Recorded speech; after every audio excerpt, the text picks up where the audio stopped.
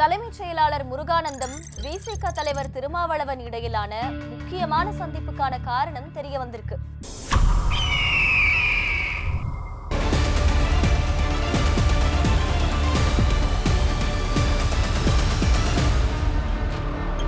கடந்த 5ஆம் தேதி தலைமைச் செயலகத்துல முதலமைச்சர் இல்லாத நேரத்துல தலைமை செயலாளரை பார்க்கறதுக்காக திருமாவளவன் மற்றும் விசிக நிர்வாகிகள் வந்தாங்க. வழக்கமா போகக்கூடிய முன்புற வழியை தவிர்த்து பின்புற வழியா உள்ள போயிருக்காங்க. சுமாரா 2 மணி நேர சந்திப்புக்கு அப்புறமா பத்திரிகையாளர்களை கூட சந்திக்காம பின்புறமாவே புறப்பட்டு போயிட்டாங்க.